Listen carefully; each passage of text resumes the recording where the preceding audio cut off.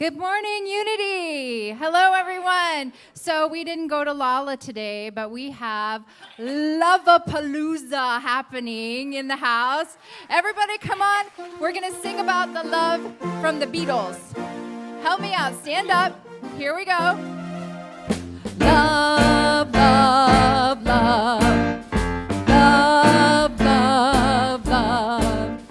Love, love, love.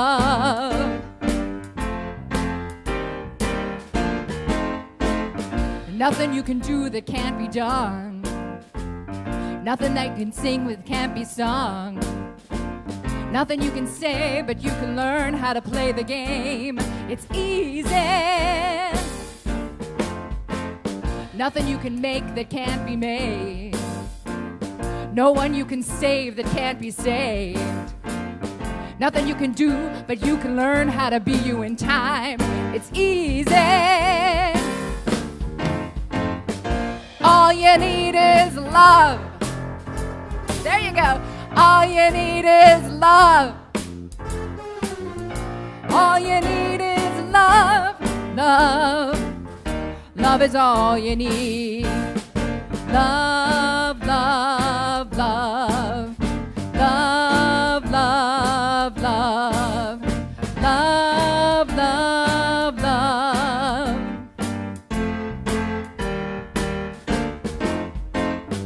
All you need is love. All you need is love. You sing it.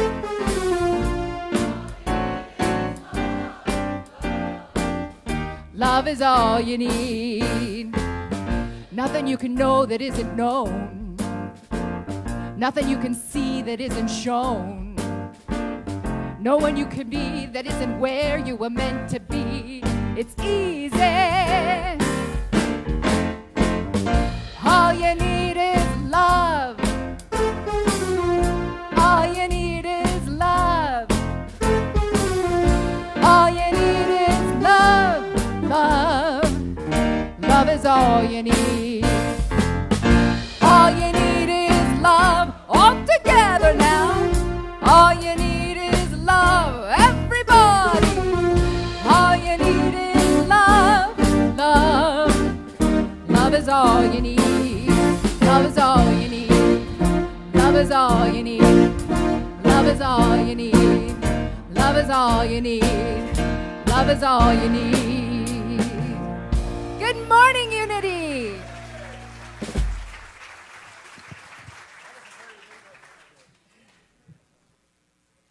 Good morning. Welcome to Unity in Chicago. My name is Kathy Mathis. It is my pleasure and honor to welcome each and every one of you here today. In Unity, we bless and embrace people of every lifestyle, creed, and culture. We honor the many paths to God, the many ways to experience God, the many names for God. And we know and affirm that the spirit of love and truth and joy lives within each one of us. And we come together every week to celebrate that for ourselves and for each other. And as we start our service today, we ask that you please put your electronic devices into meditation mode. So if you can just take a moment to do that, that'll be great. Of course, if you'd like to check in on your social media so others know that you're here, that's great. But we do ask that they be silent during the service. Also, as we start our service, we like to share our daily word with our family and friends around the world. And today's word is compassion. There's only one presence and one power in the universe and in my life, God. Today's affirmation is one of the 5 basic principles of unity. Embracing this principle defines our purpose as spiritual beings in human form. If fear-based judgments cloud my expanding awareness of spiritual truth, I affirm this principle, then remind myself of Jesus' words, judge not. Compassion is a spiritual energy that dissolves the negative effects of judgment. When I reflect on the conflicts of the world, I learn from the consequences of judging others. I appreciate the rich diversity of this mortal realm without insisting on either superiority or conformity. By making loving choices in my life, I honor and recognize my oneness with all beings.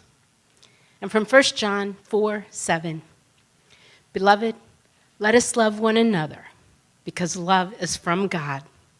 Everyone who loves is born of God and knows God.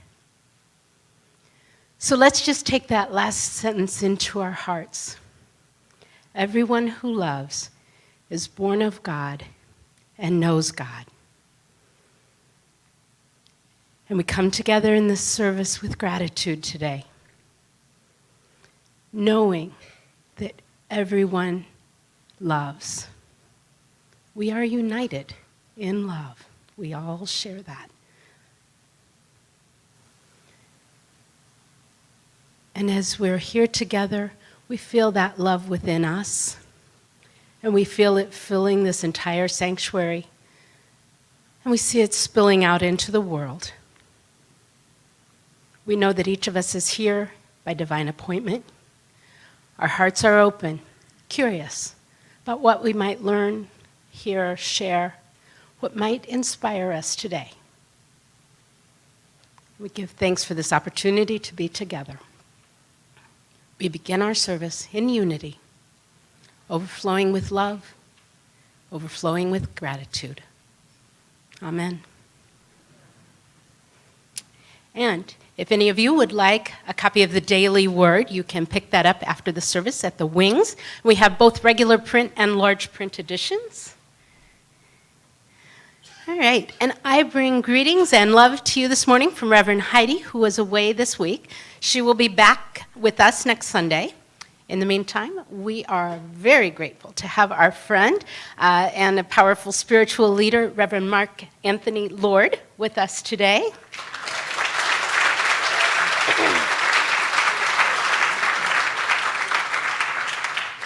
And I'll tell you a little more about him later. As we get started today, we also want to thank all the people who helped with the picnic last week. I heard that it was amazing. Yes. So we want to take a moment to say a big thank you to all of our amazing picnic volunteers and helpers. If you helped out at the picnic, please stand so we can recognize you. I know there are more people here. Yeah, exactly.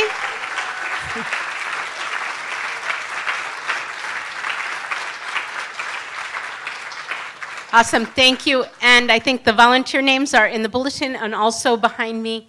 And of course, Ro, thank you.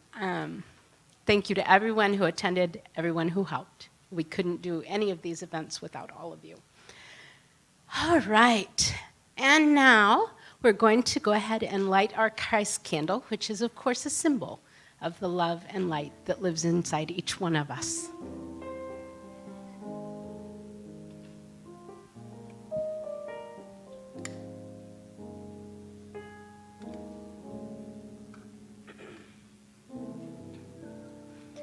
Okay, and as we light that candle, let's put our hands over our own hearts. I am the power of love. I am the power of love. And now look at your neighbor. You are the power of love. You are the power of love. Okay, and now we rub our hands together and drum up all kinds of love for our brothers and sisters around the world, and we say, we are the power of love. We are the power of love. Okay, and now you have your chance to greet each other. It's real simple this morning. Just say, good morning, I'm so-and-so, and I'm so glad you're here.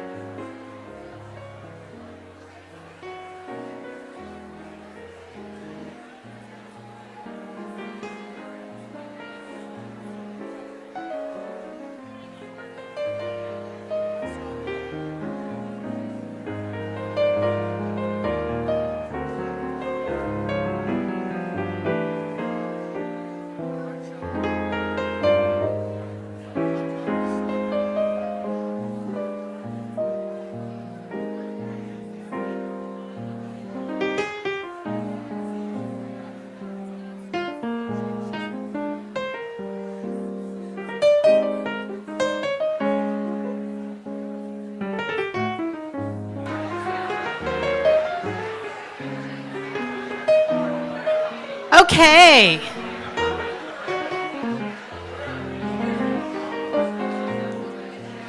One of the most amazing things about Unity is the community. And knowing that people really are glad you're all here. Okay. So, our vocalist this morning is someone who adds so much energy and so much talent to our services every Sunday. She volunteers for Time and Amazing Talent. And we are so excited to welcome Gretchen Goodrich.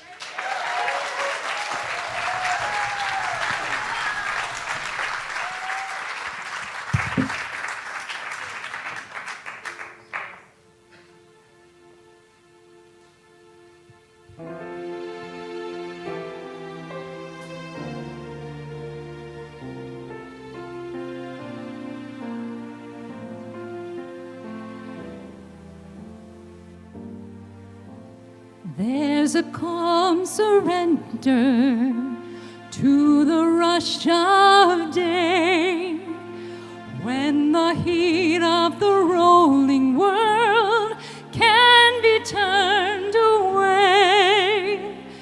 An enchanted moment, and it sees me through. It's enough for this restless wanderer just to be with you.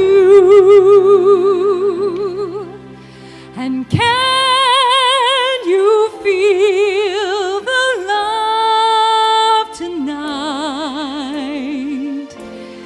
It is where we are. It's enough for this wide-eyed wanderer that we got this far. And can you feel the love tonight? How it's laid to rest. It's enough to make kings and vagabonds believe the very best.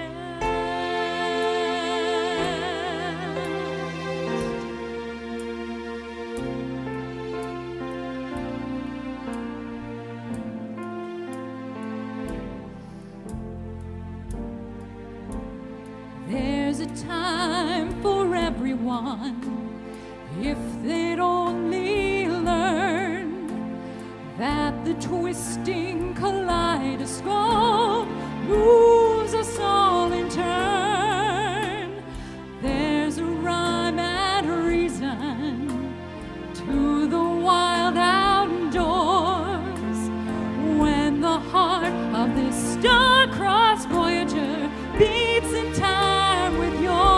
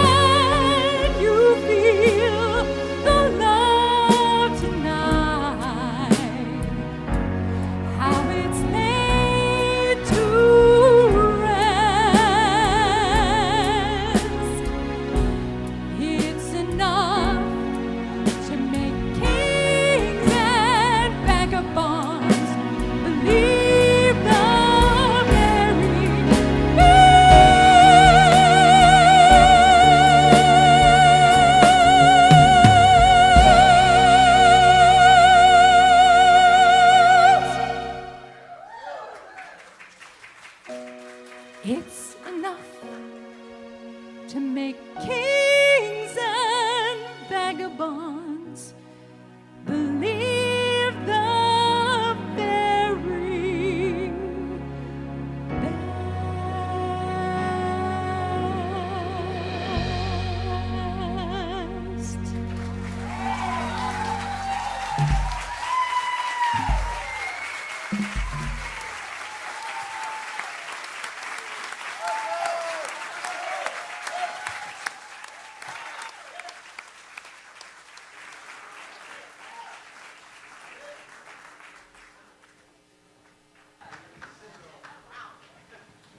Thank you, Gretchen. Wow, what a great performance. Thank you.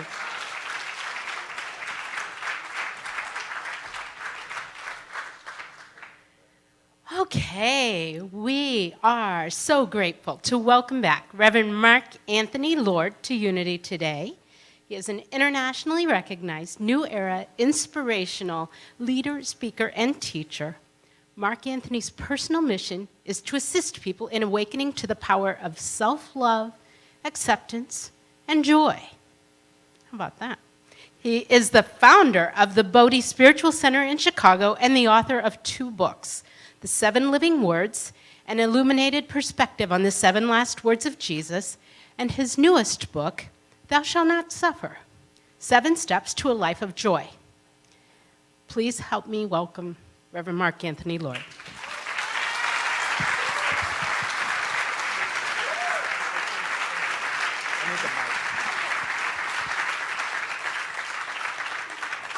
Well, good morning, Unity.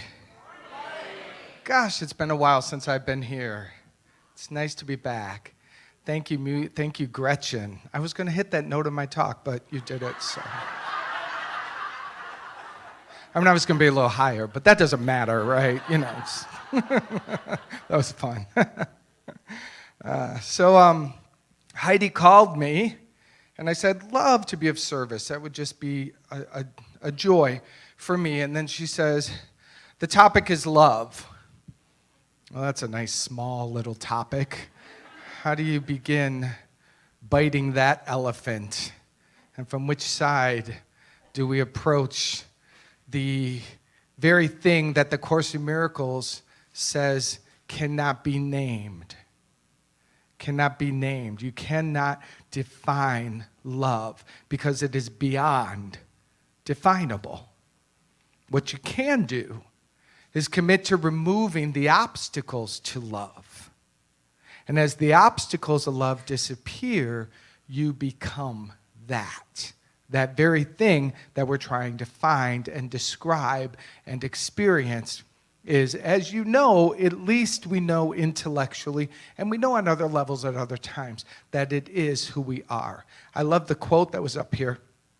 Everyone who loves is born of God and knows God. If you love in this room, raise your hand. All right. So you love, and because you love, you are born of God. You are born of God, which means you are made in the image and likeness of the divine, of the perfection and the wholeness of love. This is what you are. Now, in this dimension, in this reality, we have been so seduced to think that we are not that. Every one of us got seduced. Some of us are remembering our divinity more than others, but if at any point we're still in the percentages of, well, I remember this much that I'm loved, and then I forget this much, and that's better than yesterday, and that's true, and yet it is the full surrender into the remembering that we are that is where the full awakening of being occurs. It goes on to say, who loves is born of God and knows God. Say that, I know God. You do. You know God. It says so right here. It says so right here. You love, therefore you're born of God. Therefore, it's a perfect equation. You know God. And I want you to accept that at a deeper level. Because as we step out into the world, people like to, at times, start arguing about who's God, or what God, or my God doesn't look like that, so throw that out. And it becomes this slicing and dicing of that which could never be divided. It's a really crazy game around this thing called God.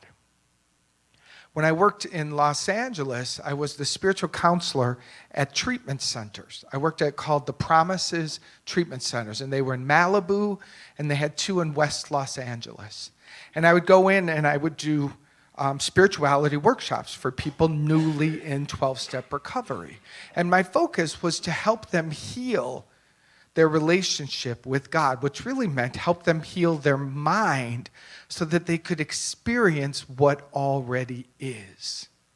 And I would do this exercise where I would have them list all of the old ideas about God. And if I had you do the same thing, they would pop out like this: punishing, separate, scorekeeping, male, white man in the sky, can send you to hell, judgmental. I mean, it doesn't take me long to scratch the surface of anybody's mind for those things to start pouring out. And I have them look at all of them and go, those are external. And if that's your best choice, then I join you in throwing God out. In fact, let's do that. And we go through a ritual and we tear it up and we throw that old idea about God out. Now, that's a symbol of it. If we don't build a strong enough experience of God to live in and to nurture and to grow, what will happen is when you hit fear, when you hit the furthest edge of what you can have faith in, you will knee-jerk back to the old one. Does that make sense to you?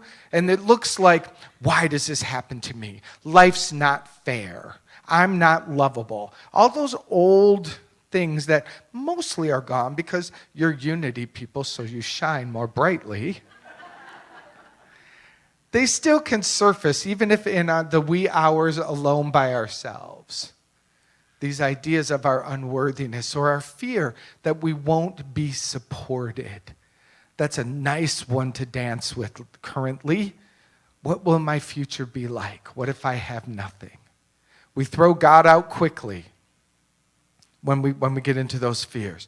So we get rid of the old God because it makes sense that's not good for us. But then we got to take the time to really cultivate. God is here now. You are of God, which means it's happening all along. You just didn't know to name it that. So part of our spiritual practice becomes naming what is here as God. And the mind goes, oh, that? I didn't know that's what you meant. That's here all the time. And so I say to you, what does it feel like when you're hanging out in a circle of people like this, or with a group of friends, or if you're in a 12-step program, in that meeting room, or you're in a great group counseling session or workshop where love is there and you feel so authentic. You can finally tell your truth. And you hear other people telling their truth. And as other people tell their truth, you feel more alive. And there's laughter. And there's generous sharing. And people are being vulnerable. People are saying things that you think, I never would have said that out loud. I never would have thought. I never would have had the courage to admit that I do that or that I think that. And yet you're sitting in a room where someone's doing it and saying it. And you feel connected. And when you feel connected, you're feeling God. It's simple, so you got to get quiet and go, oh, could this be it? Could this gentle connection through honesty and vulnerability be that which I'm defining, that which I never thought to call God, is what is God? Could be. And then we look out onto the world and we see these beautiful green trees. And we go to the lake and we watch the waves come in and we see the boats out there and we see the people laughing and dancing and playing along the sand. And we see so much beautiful life happening. And it makes your heart smile when you see it. Either you're a part of it or you're just enjoying the witnessing of it. And do you pause to think that's God? Joy, fun, laughter, connection. That's God. When you're cooking something and you smell it, and that smell makes you pause. And you, I love that smell. I love that smell. I'm not a cook, so there's not much. Burnt toast just doesn't do it for me. But I eat it. But I get up in the morning and I take my dogs out early, and I always pause and I breathe the morning air. And let me tell you something, the morning air, whether you're in India or Mexico or America or Australia or Canada, wherever I breathe the morning air, it smells like something. It just smells beautiful and alive and fresh. And I go, that's God. That's God. So my point that I'm getting at is through your senses, you are seeing it and tasting it and touching it and hearing it all the time. It's just so familiar that we forget to go, yes, I can feel the love tonight. I can feel it. And when I have my students look at the old God and look at the new God, there's a vast difference in experience between the two. The first one is disconnected. The second one is connected. That is the only difference. When you feel God, when you know God, you are feeling connected. Many of you have maybe seen this. I wish I would have thought to write down which one it is. It's a TED Talk.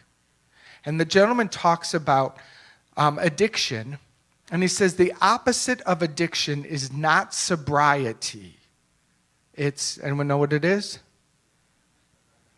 Connection. The opposite of addiction is not sobriety. You can get off whatever drug you're doing. We could tie your hands behind your back and make you stop using whatever you're using. But you will not become sober. The opposite of addiction is connection. And connection is where we feel and know God. And what I mean by connection for you and me is relationship. Relationship is how we know God in this dimension of being. And what is the scariest freaking thing to have on the planet at this time? A relationship. Give me anything but that. Oh, I love the fantasy of relationship. I love the newness of relationship.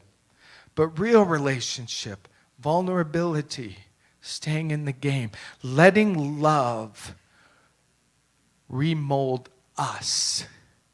You see, we begin sometimes by relationship by finding it. I found love. You did.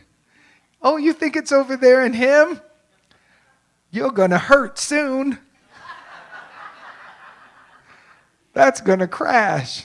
But that's okay. Love will use anything. What you found was an opening to the feeling that you are. And that person becomes the mirror for that. I'm not putting down relationships. It's the place where we are reformed, where those layers must dissolve. But people are living more and more individual lives. That's why this church is so important. It is more important than ever before, not to teach the principles of spirit. Sorry, you do a great job, but that's out there everywhere. Turn on Oprah. Turn on YouTube. Deepak Chopra, Gabby Bernstein, Iyanla Vanzant, Michael Bernard Beckwith. There are loads of people teaching the principles, and that's wonderful. But how many of them are taking the time to build a conscious, connected community? This is where love happens. This is where we become alive. We must be willing to get connected. I was reading a book by Richard Rohr.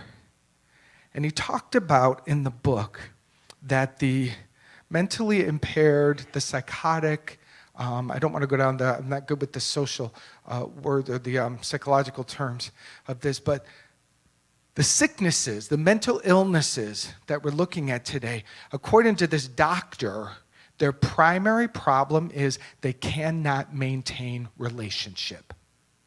They push it away. They argue inside of it. And if you know someone in your family who is inside of that, I do. My mother suffers from mental illness. You know what her biggest struggle is? She can't be in relationship. She pushes everybody away at some point. No matter how hard we try and how patient we become, her goal is to prove that she's alone. I never looked at that as mental illness. I never looked at one of the key components is that they cannot stay in relationship. Now, I don't think that's just for the mentally ill. I think that's true for those of us who are mentally ill but pretend we're not. Those of us who have enough of it together that we can make it through the day, and yet, come on. How much do you push love away? How often do you feel a vulnerable moment, an embarrassment, shame? Oh, if shame's got me, I will lie, cheat, steal, and pretend. Shame just takes you down. When you feel guilty, when you feel ashamed, when you feel embarrassed, when someone wants to love you and ask you how you are, and your first reaction is, I'm fine. That's your first reaction. I'm fine. Disconnect. Where's God? Where's God? We actually want a large external being out there that we don't have to find here. Because you know why? It's easier. It's easier to fantasize about some superhuman being that's going to be there for us. Because it's a lot easier than showing up and looking at the person I'm across from and going, I lied, I don't know why, I got so afraid. I'm afraid you're going to leave me. Your leaving me is so scary that I can't be me. That's what our culture has done. That has been our greatest weapon of control, is to leave you. I was told, you may have been told this as a child. Now I won't even justify it. I will not, I was going to start justifying. I was told when I was acting up as a little child by my father, holding my wrist, do you want me to just leave you here? Do you understand that threat brings terror to a 3-year-old child? That strikes like a lightning bolt through the core of your being and leaves an imprint on the soul. Do you want me to leave you here? Guess what you'll do next? Deny yourself and act right. Pretend you're not you. Become whoever they need you to be so you can stay. And who just disconnected from whom? I disconnect from me, and then I'm trying to find God. How can I find God when I'm disconnected from me? And yet I'm disconnected from me so that you stay. Am I unraveling some of the insanity? You have some version of this insanity. What we're seeking is love. To feel love, to be love, and to share love. That's what we're here to do. And this is why Marianne Williamson says, love is not your problem. Becoming free from all the barriers to love is the work we're here to do. So this is how we do that. And this is where you are ahead of the game. Because you can bypass all of those barriers and state your divinity at the core of your being. It's like if you're here and the Grand Canyon is between here and the truth of your being, you can say, that spot, the truth of my being is who I am. You can look right over the Grand Canyon. You can look over every false belief. You can slice through every single one of them and get to the core of your being. Now, I still might need to walk through the Grand Canyon to ultimately live there permanently. But if I can anchor myself, if I can cast a rope that lands on the island of I am love, and that's it, suddenly, like never before, I've got it, a core knowing, a new core belief. And that core belief is what's going to give me the courage to keep on keeping on when I hit those walls. When someone says, I'm going to leave you, and I feel like my knees are so weak and I can't breathe because I don't want to be left, I can say, if you need to go, then please go. And I keep my eye on this island. Because I know the truth that if someone's holding the spot of someone who can really love me, they can't get in that spot until this one moves. I know that intellectually, and it's even kind of cute on a Hallmark card. But inside of me, I don't know, I might be the only one, but at least entertain me as I'm doing my psychological healing in front of you. Theirs is some real pain. It's some real pain. And to learn to breathe into it and to feel it and to go, oh, baby, I love you. I am love. And to locate myself on that island. This is the really beautiful spiritual work. And you become stronger and stronger and stronger. I learned something. I don't remember when, maybe a year ago or something. But I love it. You know, people walk around trying to get others to be trustworthy. Can I trust you? Okay, well, great. I'll marry you, but can I trust you? I'll be in business partnership with you, but can I trust you? I better be able to trust you. Already the threatening is happening. And someone said that is such an abuse to do to another person. And they said to me, trust God, love people. Don't love God and try to trust people. That equation will mess everything up. Can I trust you? Most likely. Will you fall down? Most definitely. Will I love you there? Then I have a relationship. But if I'm already laying down, I never ever say to anyone, I have set everyone free, by the way, of needing that I should trust them. No one in my world has to show up in a particular way so that I can trust them. I trust God. That's my source. That's my unwavering power. My job is to love people. Because every person I've met has fallen down. Almost every person has disappointed me. And you know the people who never have disappointed me, you know the truth? I'm scared to death of them because I cannot be as perfect as they are. There's no way. There's no way. I need you to be imperfect.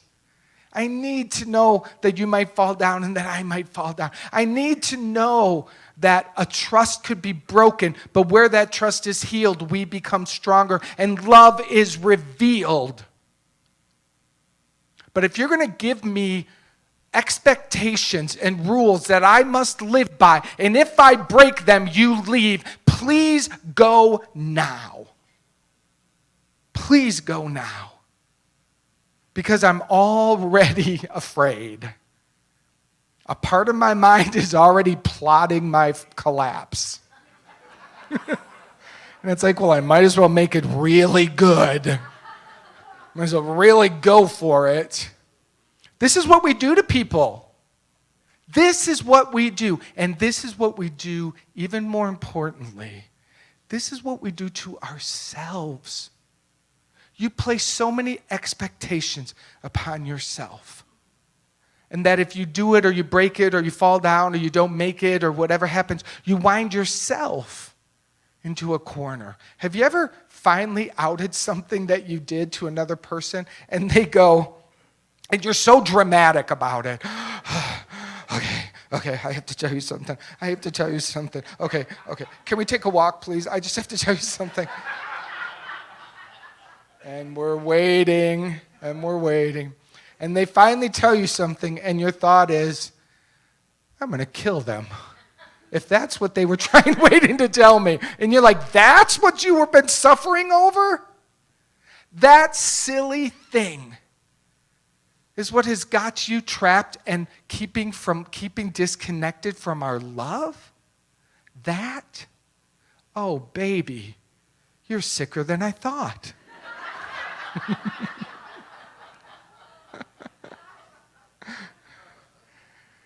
We do that. Disconnect all day long. And then wonder, where's God? And then trying to make up, God's right here, God's right. All of this mental game. Instead of just asking, am I connected? Am I connected to God? Am I connected to myself? And am I willing to give myself to others? Some people will go. There's no doubt about that. Some people will cheat. Some people will steal. Some people will die. That's the game. That's the game. No one's exempt from this game. If you don't want to play this game, you landed on the wrong island. You should have landed on a completely different happy land planet. But the truth is, I think we came to play this game so we could heal this game and prove that it's a fake game. It's not the real game. But if we still believe it's real, then you're going to be in the game. Love heals all. Love reveals all. Love is God. You are made of love. You are one with God. That cannot be broken, and you will not be forsaken. You will not be forsaken in the truth of your divinity. And the more you accept that and embrace that, the more you get to become that. And you really will stand there as a ball of love, and someone will do something so crazy, and you'll just love them. You won't feel sorry for them. You won't think less of them. You will do the work that Jesus does. And you will say, are you ready to lay that down? Are you ready to just let that go? And if one person filled with love says that to them, they have just been given a resurrection. They've just had the opportunity. Now, if they say, no, I'm not, that's cool. I love you. Go play that game a little longer. Do what you got to do. Be you, baby. Just be you. But love isn't going to be harmed. Love isn't going to worry about it. Love isn't going to put a time parameter on it. Now, I think someone's thinking this, so I just want to get this one point. I can't read that clock for the life of me, so y'all are stuck with me. You might feel afraid of what people can do. Because sometimes, in the name of love, we've overgiven. We've lost money. Our home has been compromised. People have caused harm, especially if we have addicts in our family. That's not who they are, but when they're under the influence, thank you, when they're under the influence of it, they're not who they are. And they can cause a lot of damage. You're not looking at your brother or sister. You're not looking at your parent or your child. You're looking at someone who is possessed. They're possessed by something that has got them. Now, love may say, draw a boundary here. Love does not make you a doormat. For as gentle as love is strong. But you don't have to figure it out. You just ask love what to do. Love may say, you're not welcome to step on this porch any longer. And if you do, I will call the police. But in your heart, you know love is doing the right thing because this person needs that much freedom to find their way. And I'm in their way. If I'm being codependent, then I am in their way. I am continuing their game. And I've got to get real about that. Love will take care, and love will put boundaries where boundaries belong, and love will take walls down where walls are to come down. Love is intelligent, and it knows itself, it knows its name, and it knows what to do. So even our trying to figure everything out is us slicing and dicing and wasting our time. Because you could just say, love will take care of this. Love, use me. If it's time to put the boundary up, love, you do it. And I'll admit, I myself don't have the strength. And love will say, of course you don't. Why are you even trying? But love will. Everybody wins in the love game. Have you ever set someone free to their addiction only to watch them finally recover? I have. And it was hard. I feel sadness in me right now. Asking them to leave my home after watching how many drug deals right in front of my house. Oh, this will be the last one. If you have that problem, talk to me. Finally, saying it's time for you to go. And, well, when could they give me now? Now you go. Take this garbage bag, and now you go. And then in about a week, getting a phone call from the city jail telling me that this person is in jail. They've given them my number. Will I come help? And my answer is no, I won't. And this person, who I could have got out in jail in 24 hours, stayed for 8 months in the Cook County prison system. For 8 months. This person got sober in the Cook County prison system. Do you know that there's whole 12-step wings there? Do you know there's meetings all day long? Do you know people pray to God all day long? We hear all the bad stuff. But this person's life was transformed and saved by me letting go and being done. I couldn't have predicted that. And if you would have told me, this is what's going to happen if you actually let go, I probably would have held on because it sounded horrible. But I just kept praying. And this is not of me, by the way. I'm not standing up here, oh, hero me, I saved a life. That's not true. Love saved a life.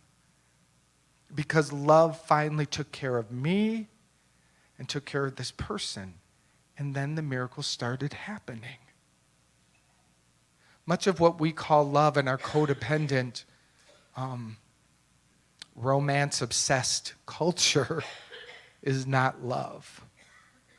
Is not love. That's codependency. That's you complete me. If someone says you complete me, run. That is your one time to disconnect and go. You expand me. You help me be more of me. You help me shine my light more brightly. You make me see those parts no one else can see. Those are all wonderful things.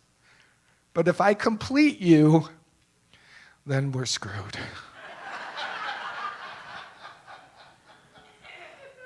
We have this thing in my household, and we do it in fun, but we also do it because it's true.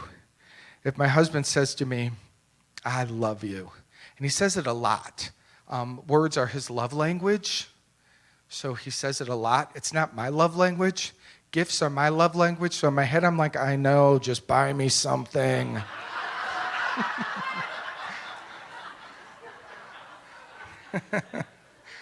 But I practice his love language because that's a way to extend ourselves. Ask the people in your life, what is their love language? And practice loving them in their language. It's a wonderful way to connect. So he says, I love you so much. And I say, good, enjoy that. And I say, you are so sexy. And he says, oh, good, enjoy that. We do. We say, enjoy that. Why? Because that's what's happening over there. You have some image of me that's making you feel good and making you feel connected. Enjoy that feeling. Enjoy what's happening inside of you. It's going to go in about 10 minutes when you see the dishes that I didn't do. Comes and goes. But it's actually, I know a lot of people, when I tell them that, they're like, I would never say that to my partner. They would kill me. But do you get where it's coming from? I love you. Awesome. Enjoy that feeling. Good generating on your part. Good job. Using thoughts and images to generate a feeling of love and then being able to share it. That's wonderful. That's wonderful. I mean, there's no doubt that what the world needs now is love, sweet love. There's no doubt. Thich Nhat Hanh said that it is likely, I'm not going to have the exact quote, but he says it's likely that the next Buddha, which is he's Eastern, so he uses the word Buddha, that the next Buddha will not come as an individual to awaken the planet. The next Buddha will most likely come as a community. That a community will awaken together to the truth of who they are, and their acceptance of that and their revelation of that will become the healing power that lifts so many others up. I love that quote because I do believe that community is where we belong more than ever, and we run from community. I don't have enough time. Oh, what do they want from me? Oh, they want my money again. Y'all get silly when it comes to being needed and wanted and asked for something. Please lay that down. This is for you. I ask you to give yourself to this community. It is a lovely community. You all know I was here 1988 to 1996, gave all that I am to this community. It still forever lives in my heart. It's yours. Love this thing. Let it go where it's going to go. If the walls come down, who the heck cares? This is not you. You are you. What you are connected is who you are.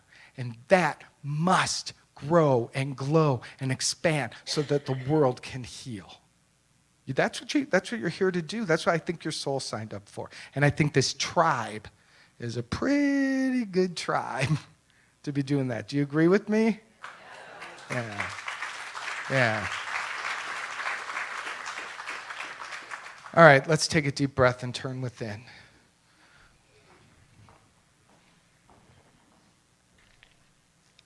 I don't think I said one thing I wrote down on my paper. If you want that, you can look at it later.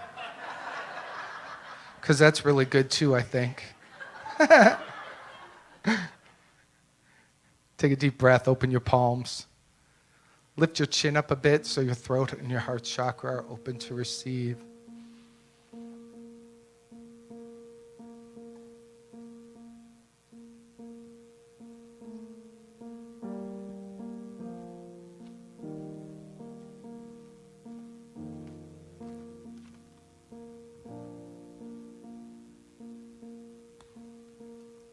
God is life and I am life. God is life and I am life. God is light and I am light. God is light and I am light. God is joy and I am joy. God is joy and I am joy. God is love and I am love. God is love and I am love. God is peace and I am peace. God is peace and I am peace. God is beauty and I am beauty. God is beauty and I am beauty. God is power and I am power. God is power and I am power. God is good, yes, God is good. God is good, yes, God. All these things God is. All these things I am, all these things God is, all these things I am, all these things God is, all these things I am, all these things God is, all these things I am, God is good. Keep breathing as we turn within. Imagining the external world pixelating into a billion pieces. That's just the effect anyway. It's the movie that you already made. And allow your attention to float gently down from your mind into your heart space. Imagine a feather just floating downward. And let your attention land in the center of your heart.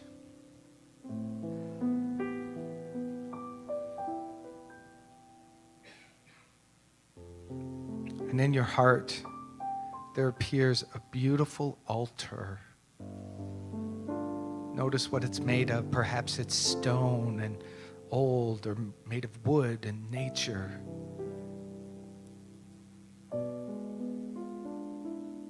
Perhaps it's metal and very modern and sleek.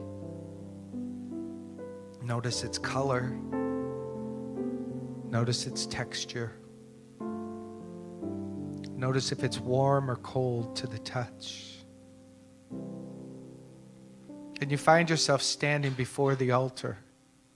And on the other side of the altar, there is a big, beautiful pink ball of love. And you immediately know it as the presence of God's love. For it's unconditional and it's for you. And when you notice it, it can't help but to immediately swoop over the altar and wrap itself all around you, kissing you and hugging you. Mwah, mwah, mwah, mwah, mwah. Oh, my beloved. Oh, my beloved. Oh, my beloved. I adore you. I adore you. I adore you. Breathe in the love. You were made in the perfect love. You are the perfect love.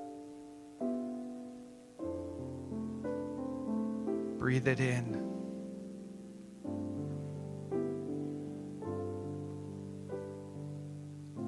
And this pink light floats back to the other side of the altar. And you see down at your feet rocks the size of baseballs. They represent all the barriers to love. And now is your time to place them on the altar. So you bend down and you pick one up, and you immediately see that it says worry and doubt. Oh, what a barrier to love, worry and doubt. See yourself placing it on the altar. Let that rock go and say, Holy Spirit, love, I give this worry and doubt to you. I no longer use it. Bend down and pick up a rock, and it says fear of intimacy. So afraid to be seen and vulnerable. So afraid that what other people will do. Place that on the altar and say, love, I can't have you and my fear of intimacy both. Take it. Let your fear of intimacy go. You pick up another rock. Self-judgment, self-hatred, self-rejection. Oh, how can the world reject you first when you do it before the day begins?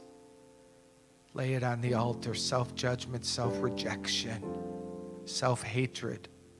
Holy Spirit, sweet love, take this away. These barriers, I'm ready to let them go. And see yourself begin to pick up more and more rocks. Know them by name or not. I place this on the altar. Love, take this. Love, remove these barriers. See yourself making a big pile. Financial fear, past choices. All of it goes up on the altar. My disappointments. Every way I think I should be different, I should be thinner, I should be younger, I should be wealthier. Oh, dear God, help me leave myself alone. put them up on the altar. Remove these barriers to love.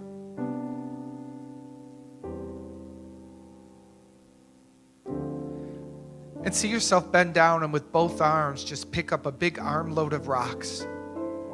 Pile them up on the altar, symbolizing everything and anything that is blocking you from love is on that altar. And you see a big pile of stones, and you back up. You feel your arms open. You feel that sweet surrender. And you see that big, beautiful pink light rise up over that and start eating all of them like a Pac-Man. Just eating them up and devouring them. They're nothing. They're like delicious food to love. Love eats it all so it can be transformed. And every single barrier to love that you placed on the altar is consumed by this beautiful pink light. And this pink light turns and it begins to blow all of it up into the sky. It's beautiful fireworks, beautiful explosions. All that you have used to keep love away is consumed and turned into glorious beauty. Love uses all, transforms all, transmutes all.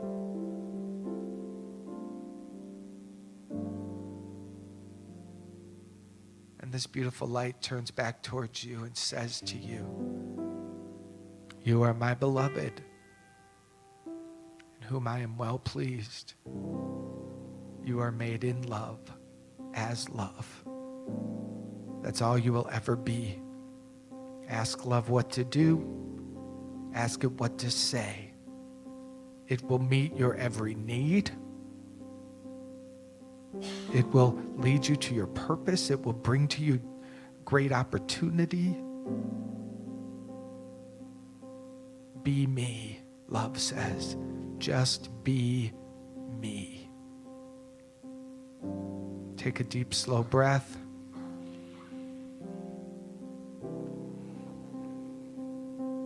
Inside yourself, just say yes.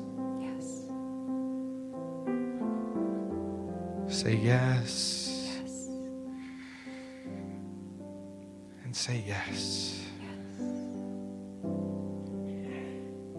Allow a gentle smile to come to your face. You've just experienced a wonderful transformation. The smile seals the deal as this completes our meditation. All these things God is, all these things I am, all these things God is, all these things I am, all these things God is, all these things I am, all these things God is, all these things I am. God is good.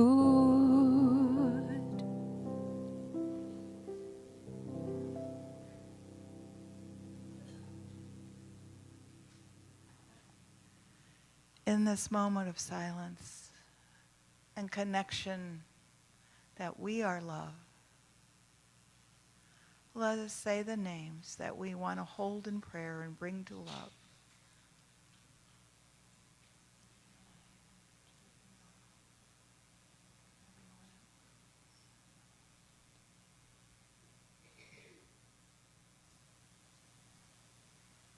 Continuing along, holding the names that are behind us, above us, also in prayer and love.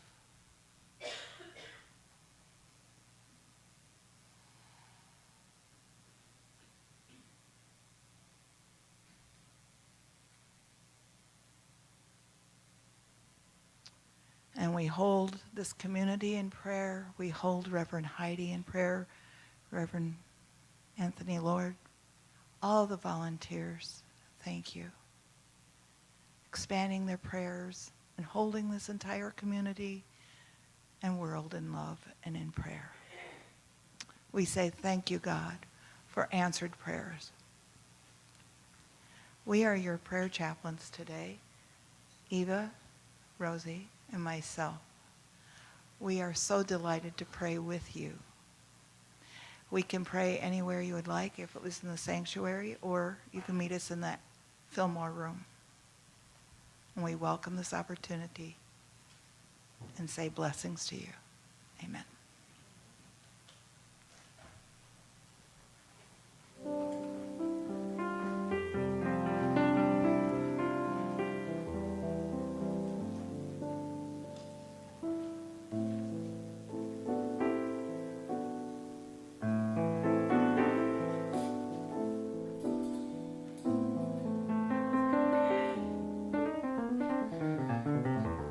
And now is the time for our conscious giving. I invite you to take the gift that you bring today as we affirm together. Divine love, richly flowing through me, blesses and multiplies all that I am, all that I have, all that I give, and all that I receive. I am grateful for the blessings of this day. I am grateful for the blessings on the way. And thank you for this day, Spirit.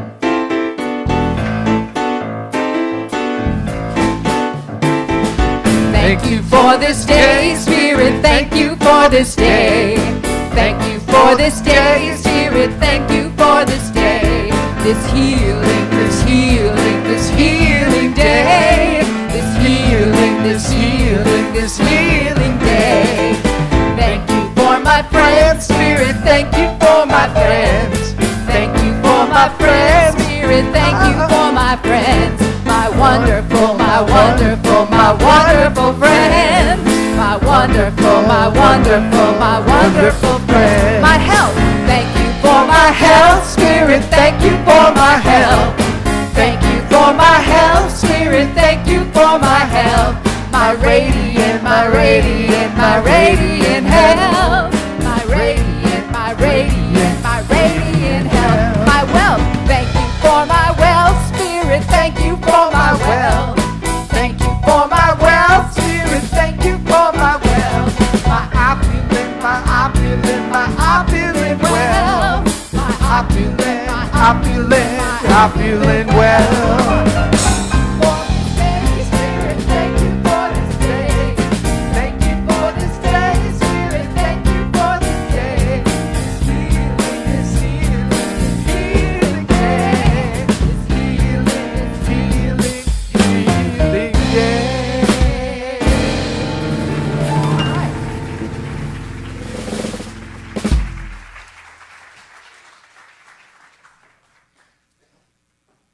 So please join me in extending your hands as we bless the gifts that have been given this day. Knowing that this is a demonstration of God's source, it is the demonstration of our faith that God is our source, that God builds this church, that God builds this community. And it is our opportunity to be God in the giving, for as we give like God, we become like God, and our own abundance overflows. So as I bless these gifts that have been given, I also bless the giver, knowing that they are one and the same, and all is lifted up in the name of prosperity and joy. We speak a special blessing over this, knowing that it meets all the needs here, paying the staff and paying all the bills and supporting and keeping alive all the wonderful things that this community does and is going to do. These resources are a symbol. They are love in action. We bless them, we multiply them, we look up into the heavens, and we give thanks for them because they more than meet our needs. With great gratitude together we say, and so it is. Amen. Thank you.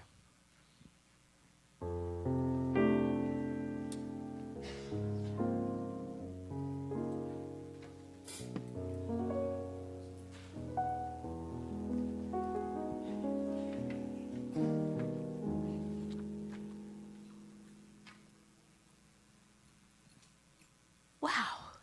Thank you, Reverend Mark, for being with us today.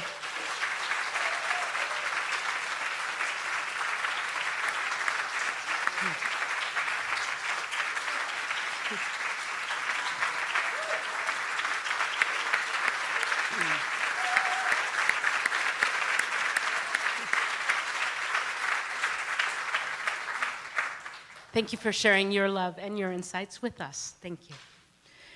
All right, a few announcements. Check out your insert for 2 upcoming events.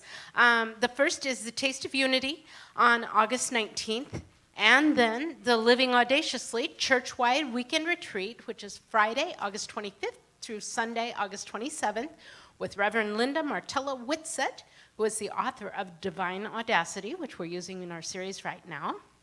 And speaking of the taste, I believe we have Chef Tammy.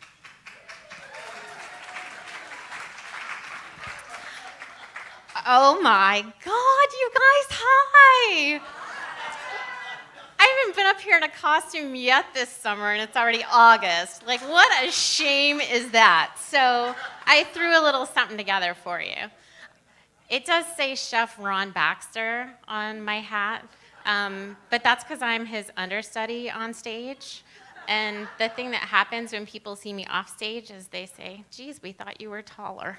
But that's okay. That's neither here nor there. So Katie and Nori have taken on the Taste of Unity again this year.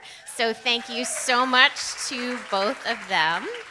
And we did not have a Taste of Unity last year, so those of you who are new might not know what that is.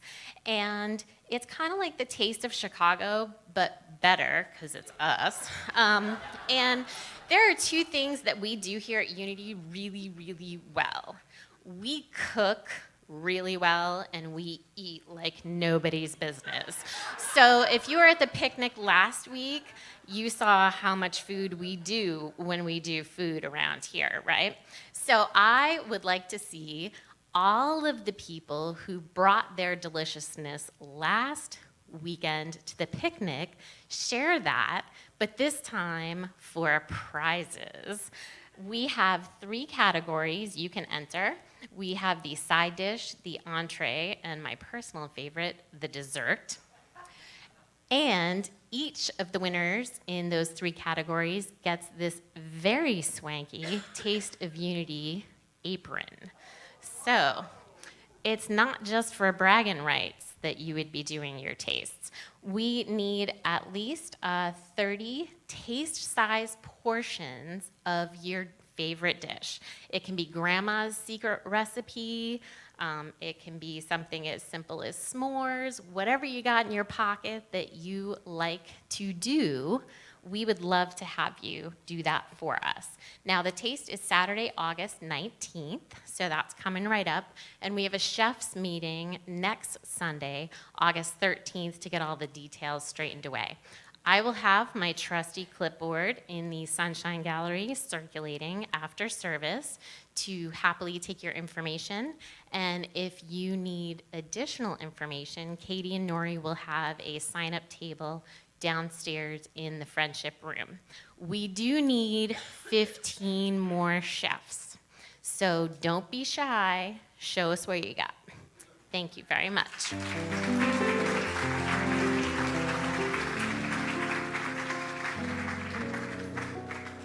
All right, thank you, Tammy. All right, Silent Meditation Day, which is going to be led by Gabriela Rivero, is this Saturday, August 12th, from 9:30 a.m. to 5 p.m. Please arrive by 9:15.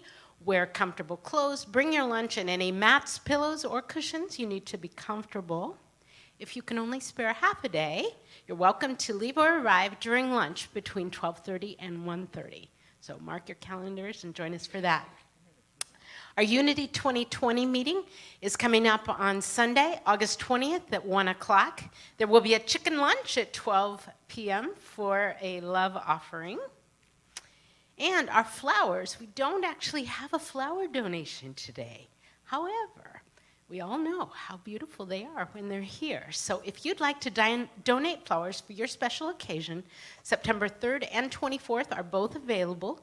So you can stop by the information desk, or you can email Mickey at unitychicago.org to reserve your dates.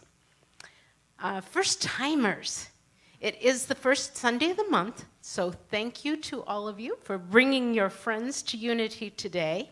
If you are joining us for the first time, we are so delighted that you are here, and we hope you are enjoying your experience.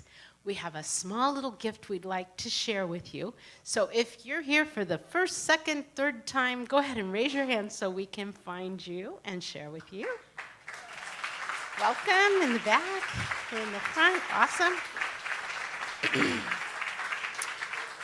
The people who are passing out the flowers are members of our welcome team, and they have on pink badges, and they are going to be available following the service to greet you. Now, with your flower, you are getting a little packet that has this visitor's card in it. And so please take this card to the Sunshine Gallery, which is just back over here, to receive your free Unity tote bag. It's quite swanky. There it is. It's black and sleek and everything. And you can get that in the Sunshine Gallery. And if anyone has any questions about Unity or about Unity Chicago, our community here, please feel free to ask. We're here to help. Okay, let's see. Some final announcements. We have Carol. We have our, oh gosh, we've got the whole pet ministry, I think, here today. And they will be in the friendship room downstairs following service. And so, they're going to be in the Sunshine Gallery after the service. So if you'd like to visit or make a donation, please go ahead and stop by and talk to them. What sweet little souls they have with them today. Okay. Also, our Pranic Healing is canceled today, as well as August 20th and September 3rd. They will be back on September 17th, and we hope they are enjoying their summer break. And of course, we appreciate all they do for our community. Coming up this Wednesday, August 9th at 7 p.m., we have Women of Worth, which is our monthly Unity Women's group, and it will be led by Gabriela Rivero, and the topic is Chapter 8 of the Goddesses Never Age book, which is Goddesses Savor the Pleasure of Food.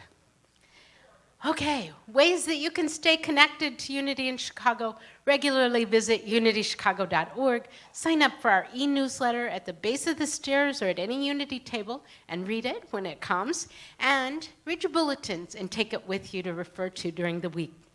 So now, let's welcome back Gretchen Goodrich.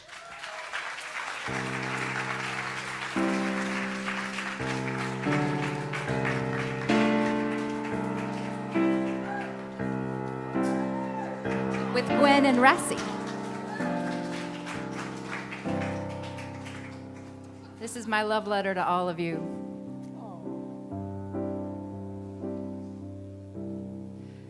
Your love has lifted me higher than I've ever been lifted before.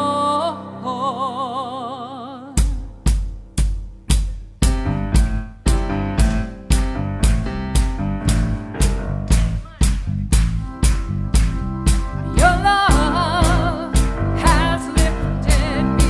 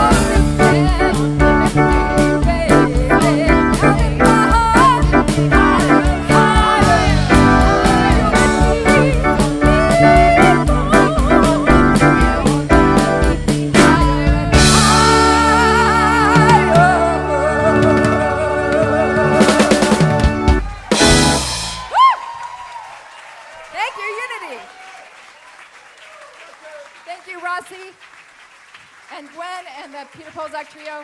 Oh, you guys are awesome.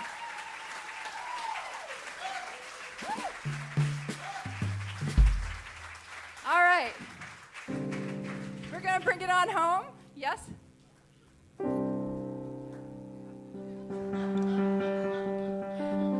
Heidi, first of all, thank you, Gretchen. Thank you, thank you.